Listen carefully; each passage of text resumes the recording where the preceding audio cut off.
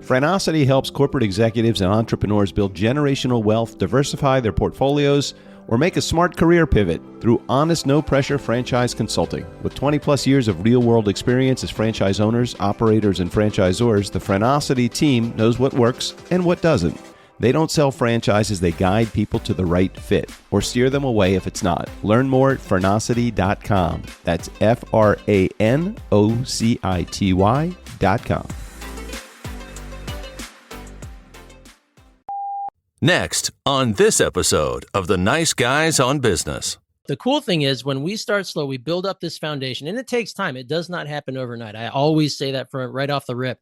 This is not a thing that will lead you to prosperity tomorrow, but it will over time. As long as we have this foundation, and then we can build up. And then when you get to, if you have a great foundation, great website, great organic things, and then you add on the paid layers, that's when you're putting jet fuel on the simmering fire that you've already got. So there's no reason to just throw money at the problem and expect it to get better. You need to throw the proper amount of money at building your foundation and then throw the proper amount of money at blowing it up when you're ready. The circuits that cannot be cut are cut automatically in response to a terrorist incident. You asked for miracles, Theo. I gave you the Nice Guys on Business. Go from where you are now to where you could be. Get expert tips to grow your business, to be more productive and more efficient, whether you're trying to build influence, grow your community, or make it rain. Best-selling author of Nice Guys Finish First, Doug Sandler, can lead the way. The Nice Guys on Business is produced by Turnkey Podcast Productions. Now, here's your host, Doug Sandler.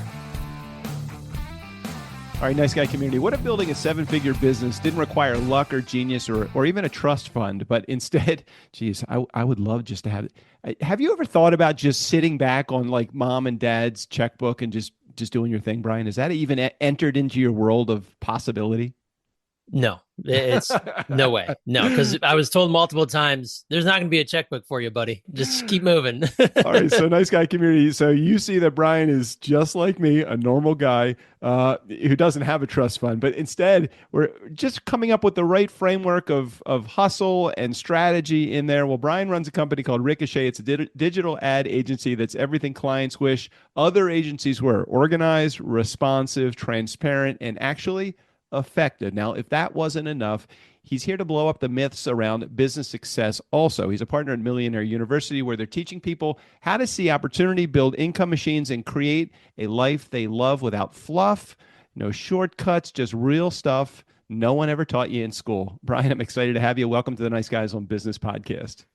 Doug, I'm thrilled to be here, man. I've been looking forward to this for the last 2 months. I finally made it. I made it to the Nice Guys on Business podcast. I'm here. I'm ready to rock, man. Well, you are too kind. I felt the same way when I got onto your podcast. I know there's multiple hosts that host the. Is it called? I forget. Millionaire University. University. Yeah, it's pretty brand on right there. So you got it. And I felt the same thing. And, you know, what it comes down to for me oftentimes is just having, I share with my community and my clients all the time, get to know your mom, your market, your offer, and your message. If you have a solid market and you understand what your offers are and you can speak intelligently about them and you have good messaging and your brand on, you're going to be successful. Even slow and steady wins the race. Now, we talked a little bit about some of your most recent challenges, the challenges of moving across the river with 4 kids, a wife, and just dealing with that. What are some of the stresses that you've had to deal with in building not only your business, but your family as well to that degree? You've really scaled your business and your family too. Yeah. Oh man, how much time do we have? It's funny. My business partner, he says, "Man, you are built for the chaos." And just the last few months, we have truly entered the chaos. That I've got 4 kids, all under the age of 7. I've got my business partner at Millionaire University. I'm involved in a couple others on a small level. There is a lot that is going on in life. Like, we just moved into our quote unquote dream home. My business and my wife's hard work as a full-time dietitian at the VA has allowed us to finally make this move.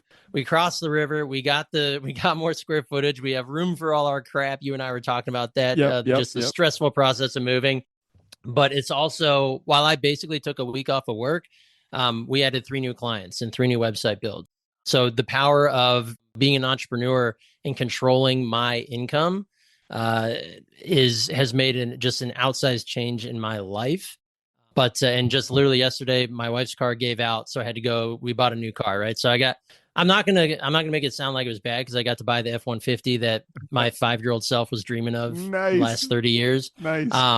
But dude, the it's just been insane. So the stress it's been crazy, but built for the chaos. It's one of those where for 10 minutes I'll be feeling like, oh, I'm back in scarcity mindset. Like we got to keep this going. Like what if hell pulls over and everything crashes and burns? Like, what are we going to do? Right. But then 10 minutes later, it's back to, all right, we live in abundance. We have that mindset of we are controlling this. We are doing everything we possibly can to continue getting the great blessings that we already have and to build upon them.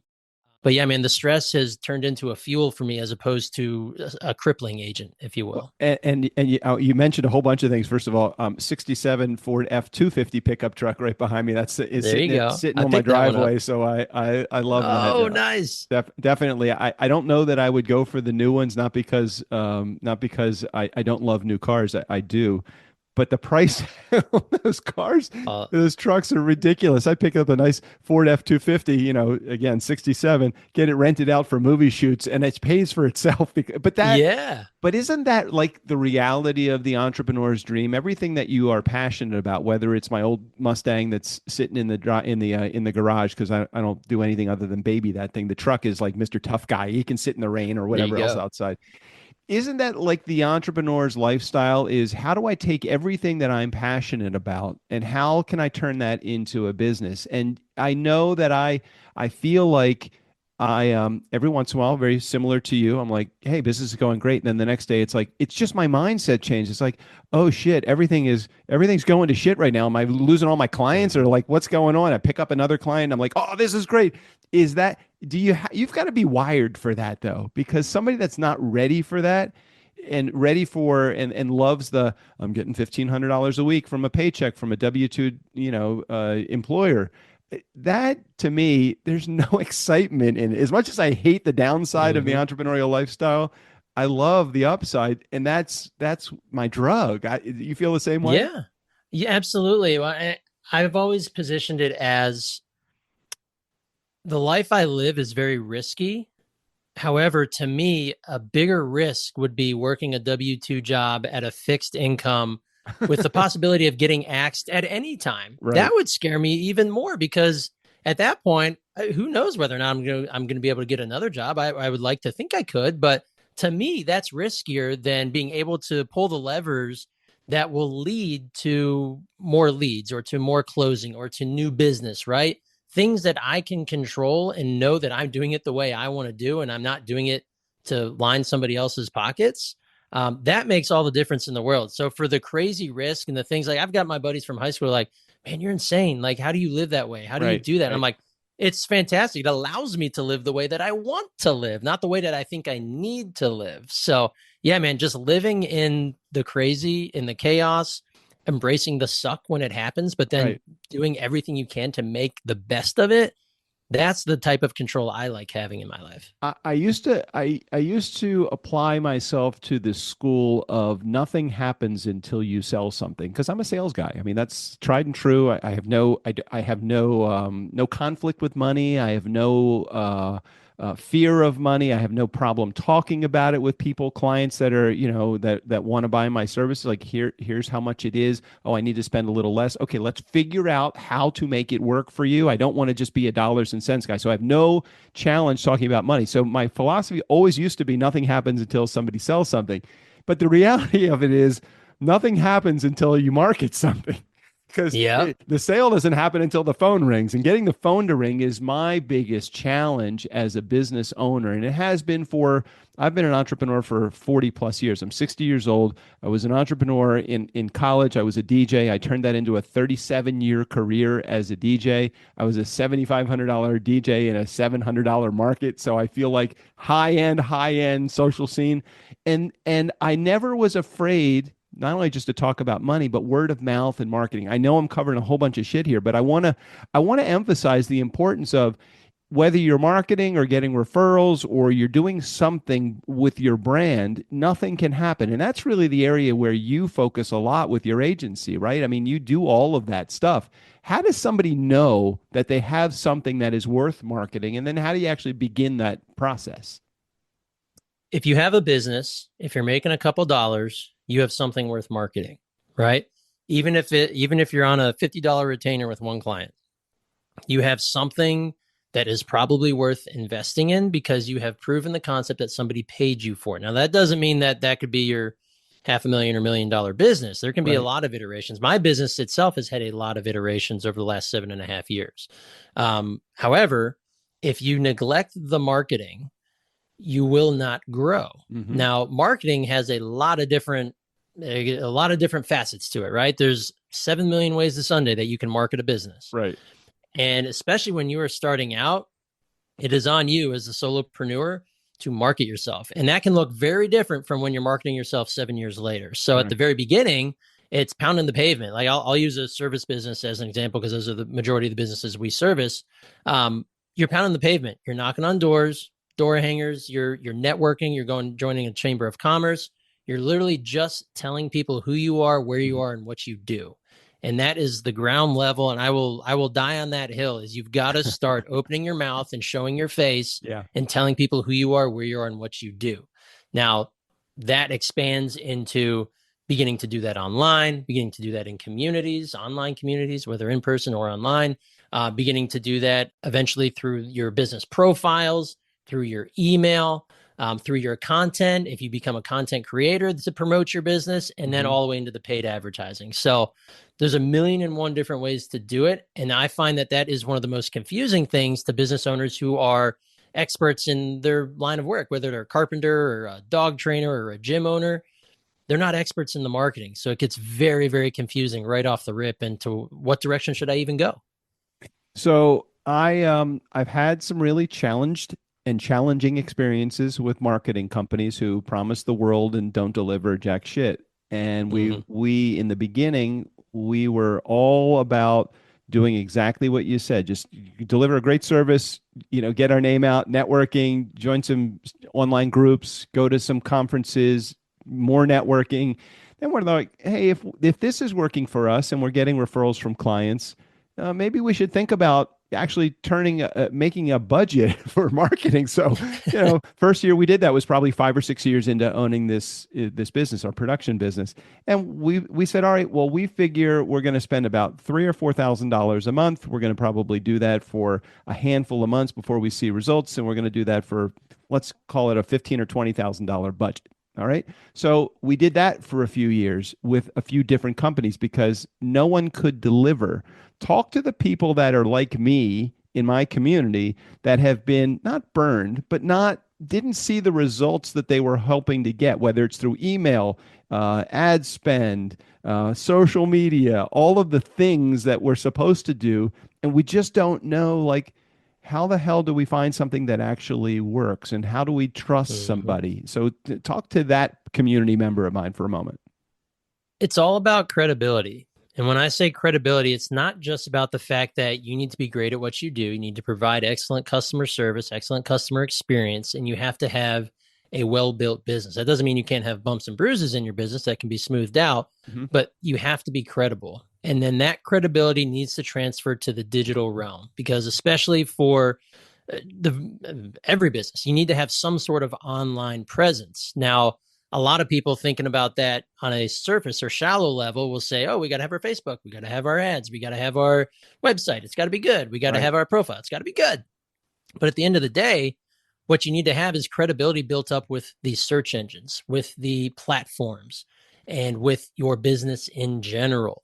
So what that looks like is having foundational things like your website. Is it built correctly? Is it built the way that Google, I'll say search engines, but the way Google wants it built? Yeah. And most people don't even know this. Google has their public documentation for SEO, search engine optimization, which is essentially a documentation on how you should build your website so that Google will like it.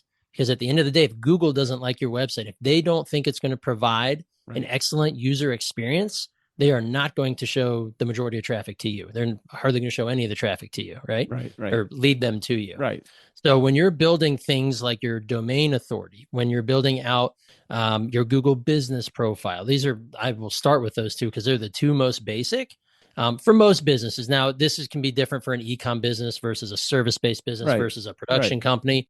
But using these as the basis, now you are hinting to Google that you are a legitimate business. You are who you say you are. You are where you say you are, and you do what you say you do. Who you are, where you are, and what you do needs to be at the forefront. And this extends all the way into podcasting. If you're on a podcast, if you make opportunities of guesting on podcasts, if you host a podcast, if you are on a YouTube channel, if you are on Reddit, if you're anywhere across the web where you're mentioned, you need to bring that credibility. And Google and the search engines pick up on that. And if you're lacking in any of these areas, it's another checkbox that doesn't get checked. So the biggest difference for companies that do what we do, and that no one does the way we do it or what we do, and I know everyone says that, but the credibility is in the way that your things are built and that the way that the search engines see you, because that is the number one way outside of referrals that somebody is going to find you. I think so.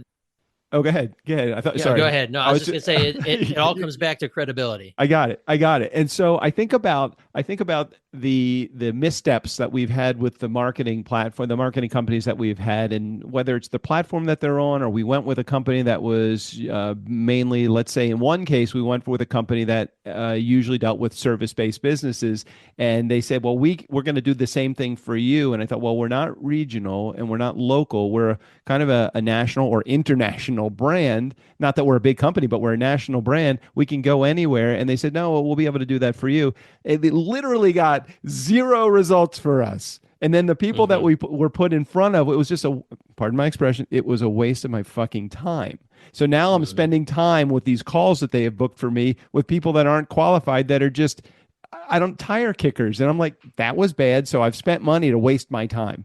So is it possible, and I'm going to ask you to be devil's advocate for your own business for a moment, is it possible slow and steady wins the race and I can build a brand without having a ceiling that I don't have to do any outside marketing to get, all through reputation and all through referrals? Is that possible? Sure, it's possible. There's plenty of businesses that are out there doing it right now where they build everything, quote unquote, organically, where you don't advertise, you don't pay for advertising. Everything is through podcasting or podcast guesting, through organic social, through influencers, through, whether it's kickbacks or, people, influencer kickbacks, things like that.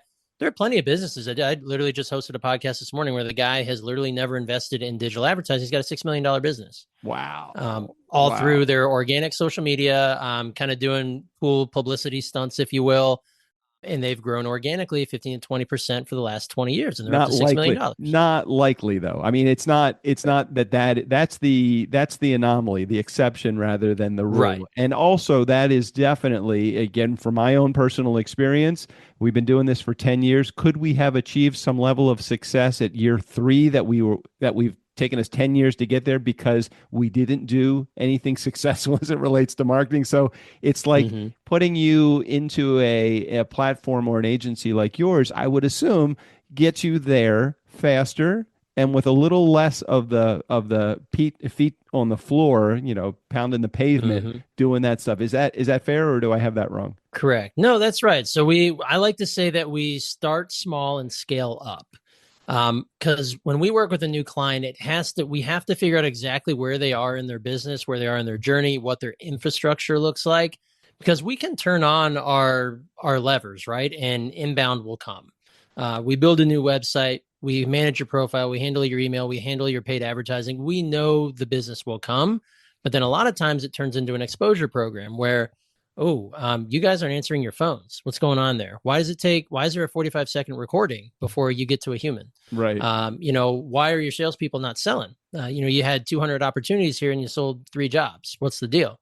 So we find that there's a lot of infrastructure that needs patching with a lot of these businesses. And the cool thing over the last few years is I've been able to retool my business and partner up with people who can actually help us solve these problems. So now we're turning into small business growth advisors. We're turning into partners with our clients in their business to help them grow and solve these problems. But the cool thing is when we start slow, we build up this foundation, and it takes time. It does not happen overnight. I always say that right off the rip. This is not a thing that will lead you to prosperity tomorrow, but it will over time. As long as we have this foundation, and then we can build up. And then when you get to, if you have a great foundation, great website, great organic things, and then you add on the paid layers, that's when you're putting jet fuel on the simmering fire that you've already got. Yeah. So there's no reason to just throw money at the problem and expect it to get better. You need to throw the proper amount of money at building your foundation, and then throw the proper amount of money at blowing it up when you're ready. You know, it's funny as I'm thinking back to the experiences, and there were 3 or 4 of these, depending on one of these that we spent, and they never posted. You know, if they did post our check, but they never posted as a company. Oh, be sure that check always clears. Oh yeah. So, to think about it though, and to be fair, we really never focused it. It was all on outbound marketing. It was all on ad spend. It was all on the face of what this marketing looks like. It was not on, hey, you know, we really need to take a step back and get started by really looking at your website. And I think a full audit of that stuff is probably an essential component of getting started in on the right track. Is that how that works? Yeah. Absolutely. We do, like when we bring on a new client, we pop the hood and we figure out exactly where they are. We understand where they are in their business. You know, we're not just here to run your Google ads. We are here to help build an ecosystem for you, to help. We are your advisor and your partner in this, because we know that you could pay us, our retainers, to do those more surface level things. But we also know it's going to expose problems in the business. And right. 9.9 times out of 10, there will be problems that get exposed. Yeah. And then it's like, oh, hey guys, you're doing great. Those are great ads, and we're getting a ton of leads, but we're not closing enough. We gotta axe it. We gotta retool. And it's like, when we address it at the beginning, we'll be like, here's some areas that are some yellow flags for us. Yeah. We want to address this with you today, right? Because what we do in the future will expose this, and you're going to be caught with your pants at your ankles, right? So yes, that's a big part of our process, is figuring out exactly where our clients are, meeting them there, and then helping them build from there. What I discovered with working with a number of our clients, because to a degree, I feel like I am a business strategist as opposed to a podcast production company, and we actually sell our services. The competitive advantage, oftentimes, that I share with our clients or prospective clients, is that you can buy production for far less than we are ever going to charge you, and much less if you go overseas or somewhere. But that's, you just putting content out to the world isn't what's going to happen. We've discovered so many times that we can get their phone to ring to a degree with the podcast if they're doing solo casts or bringing other people in, and we have some strategies. But if you don't know how to sell, if you can't on the other side close convert a client, a prospective client that's sitting in your guest seat or in your audience that calls your office, or God forbid, you don't even return the call. I said that's the worst. Started. You've just spent, literally $300 to have that phone ring once, and you didn't even pick up. If I ever get a complaint from somebody that says, Doug, you didn't return my call, then I can tell you for sure that they had the wrong number, because I'm either picking up on the first ring, or I am following up ad nauseum with them, because I'm like, hey, you called me. I was thinking that you were interested in podcast production. Tell me what you're looking for. So for me, it really is. I love that you said you've exposed a lot of probably friction points within organizations that they didn't even realize that they had. So what are some of those friction points? So what are some of the things we already talked about? I can get the phone to ring, but you got to answer the phone. You got to return quickly. You've got to be able to sell. What are other things that companies are falling short on?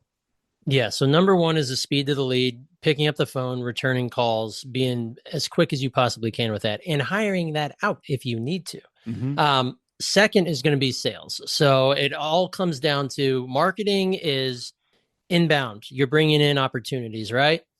You're doing a good job with that. You have the opportunities. Now it's a matter of getting on the phone and having the proper sales acumen, the proper sales process, and being able to convert that lead into an interested party and continue on down the funnel, right?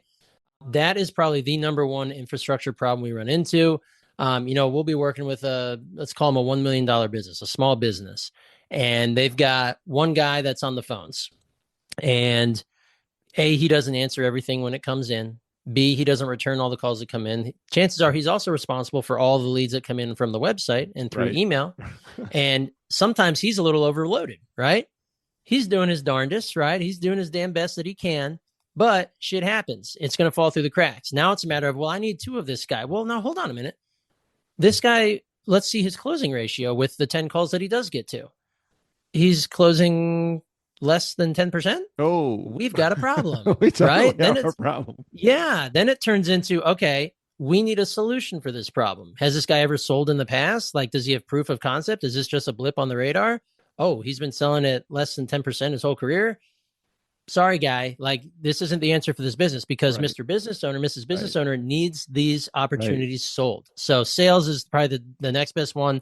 The next one right near sales is customer service, customer experience. Like, so right. So on, oh my gosh, point. like it's so on point.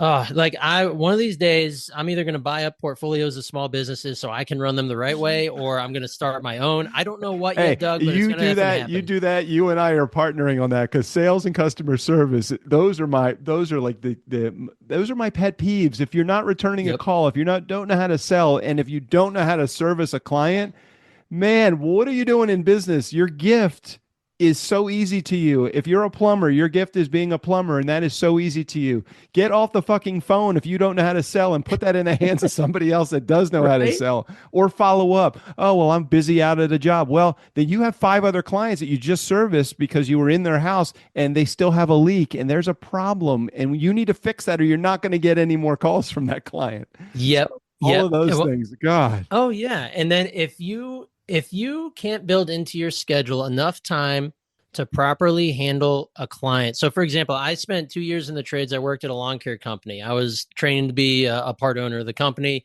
started from the ground up, $9 an hour, job off Craigslist, loved it, right? I got to be face to face with clients, and the owner of the company was huge on customer experience. It was everything to make sure that that customer had a positive experience.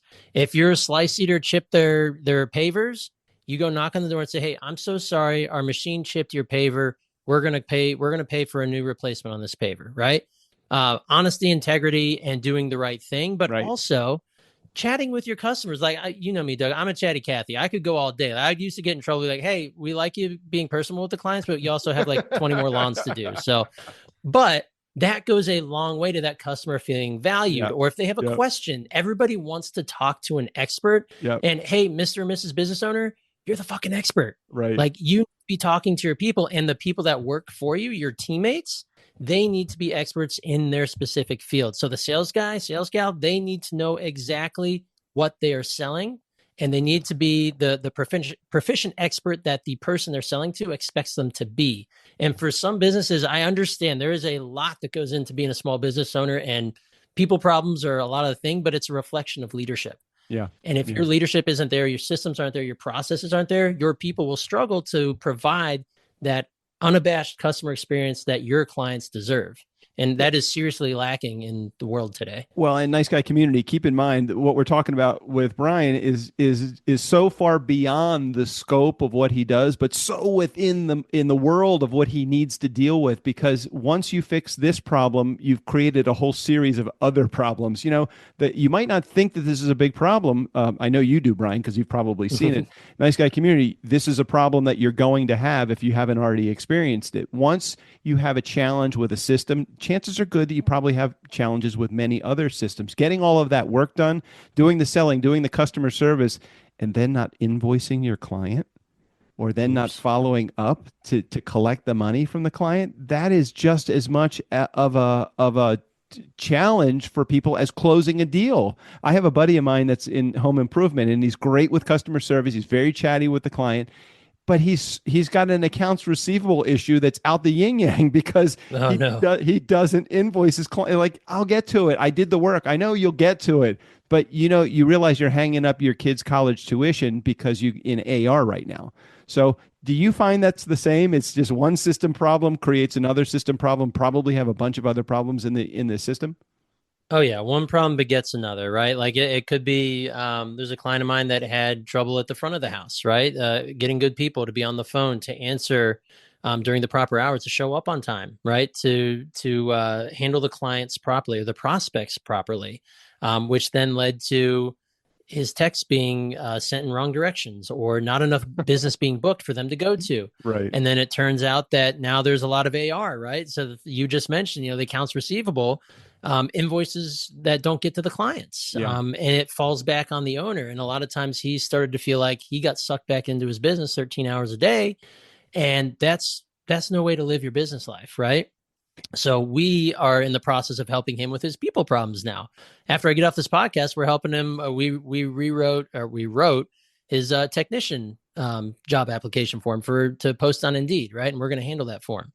But it's just these small things that add up into major things, because before working with this client, it's that same habit of not knowing the best practices and how to find the right people and how to pay properly and how to do these things that lead to happy, engaged, and productive employees, who then lead to happy and engaged and paying clients. Well, you and I mean, just off the record here for just a second, you and I are going to have a conversation about partnering on something. It's going to be something related to sales training or customer service training or something like that, because that is such an area that it's such a huge sticking point for me with anybody that comes into my team. I don't care if you have the skills to be able to answer a phone properly. I can teach all of the skills. I can teach communication. I can teach things like that.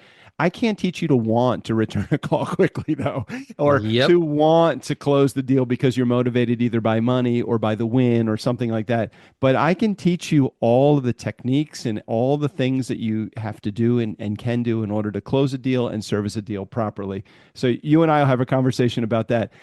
Nice Guy community, think about the reason that I was attracted originally to Brien coming on the show. All of the things that he does as his deliverables were related to his agency and ad spend and exposure and marketing. Those were the words that that really pulled me in.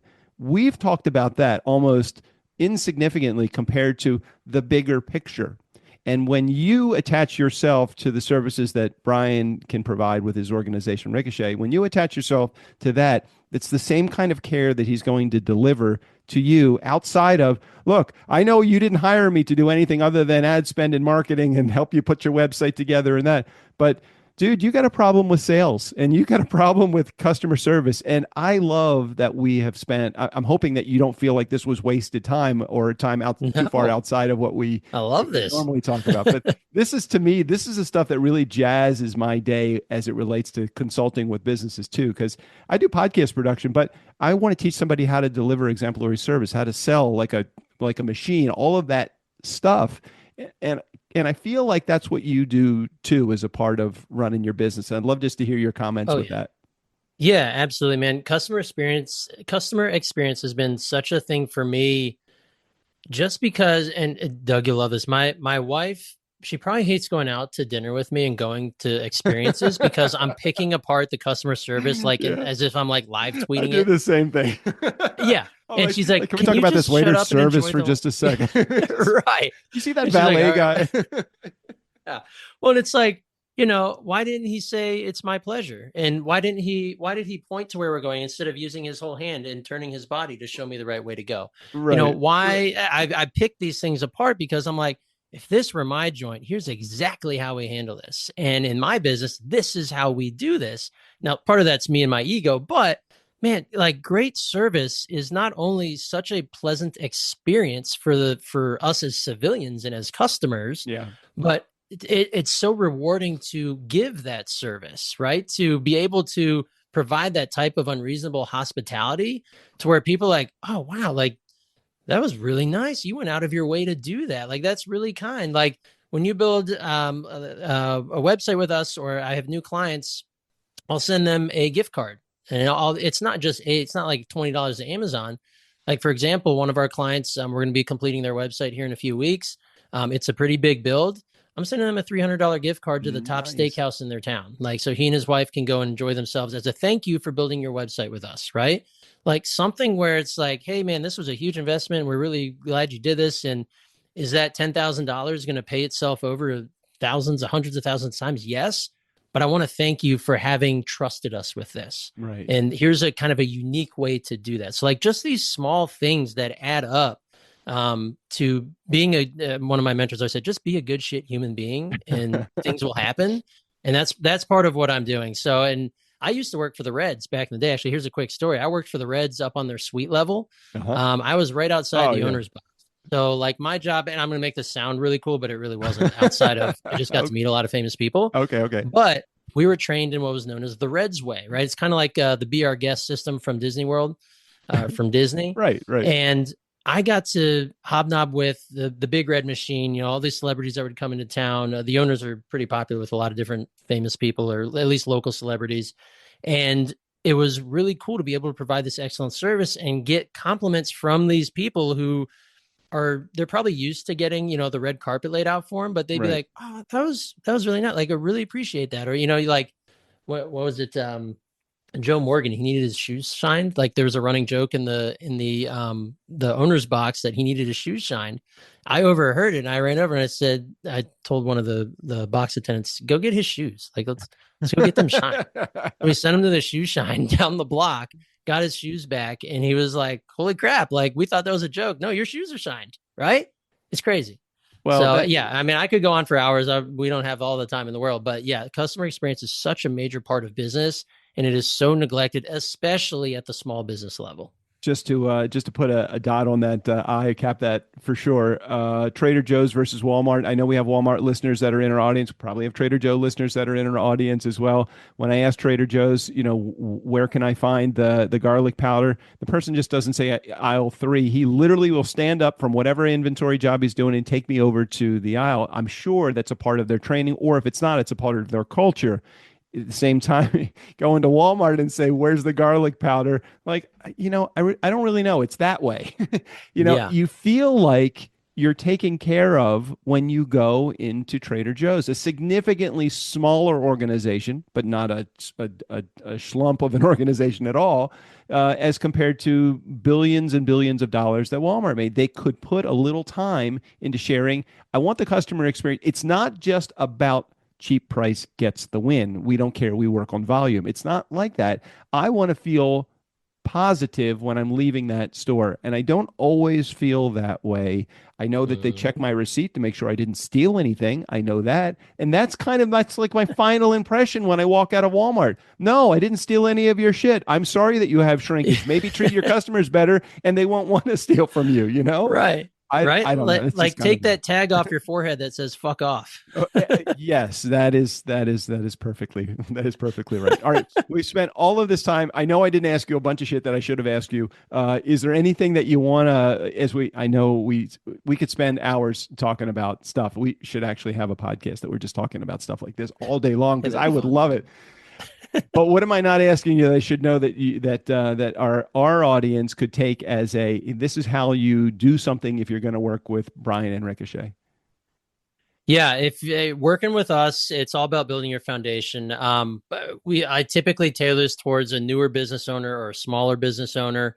But if your foundation isn't built on rock solid concrete slab, then you're going to have trouble as you continue to try and grow. We've already talked about how you're going to have trouble with your marketing. You have trouble with your people. You're going to have trouble with your team. And eventually you're going to just have created another job for yourself where you happen to have the title of owner, right? So having that foundational aspect in place is your website and your Google business profile. But beyond the digital, it's just finding a way to have the right mindset to be the hustler, to be someone who's consistently working to better themselves, to grow their business. Because when you continually work on yourself, that in turn has that positive effect on your business, and then the people around you, the people who eventually work for you. And then you start building your own little personal army of people who are going to go to bat for you and your business. So I can't stress that enough with the foundational items. The digital stuff, that's what we do, but the foundation building is where we really, that's where we really hone in with our clients. And a lot of it just happens to be vehicles of how we make that happen. So right. If your foundation's solid, not just built on a house of cards, you're going to be in a good position. We'll put a link in the show notes so that you can get a hold of Brien at Ricochet. We'll also put a link in there for Millionaire University Podcast, so you guys have access to that. as well. And I kept saying over and over in my mind as you were giving me that, hey, what should I be asking you? I kept thinking, working on the business, not in the business, working on the business, not in the business. That's where Nice Guy Community, that's where you all want to be. We've been very fortunate. We've stumbled in through stupidity and ignorance. We've stumbled into that because Strickland and I, my partner, Brien, we are just too stupid enough not to know how to do everything. So we had to hire people to do all of that stuff. I love working on my business. I don't want to work in my business. You'll never see me working on an edit or working on social media posts, not because those things are beneath me. I suck at it. And I have much people on the team that are so much better at it than I am. And with one little small move, they can make much grander strides than I do, trying to struggle through it. And I find that when I am in an area where I'm in my zone of incompetence, I hate it and I don't make any money. And if I start to step into my zone of excellence or zone of genius, I work less and I make more. And that's where Brien and his team over at Ricochet want to get you. So I would encourage you to check the show notes and click on the link. You know how to do that. If you don't know how to do that, you shouldn't be listening to the show. Get the fuck out of here. So, all right. I've been doing this for 10 years, 1,600 plus episodes, Nice Guy Community. You should know how to click on the show notes by now. You can send me, yes, a fax if you need more help, but I don't have a fax machine. So just good luck getting there. Brien, thank you for sharing. Thanks for being here. And thanks for sharing your expertise on the show today. Doug, my pleasure. This has been a blast, man. Hey, Nice Guy Community, never underestimate the power of nice. Again, special thanks to Brien Gearin. All of his information, again, right there in the show notes. Steve O'Brien, go ahead and take us out of here. For the Nice Guys on Business, I'm Steve O'Brien. Seriously, it'll only hurt for a minute. And don't worry, I'll be fine.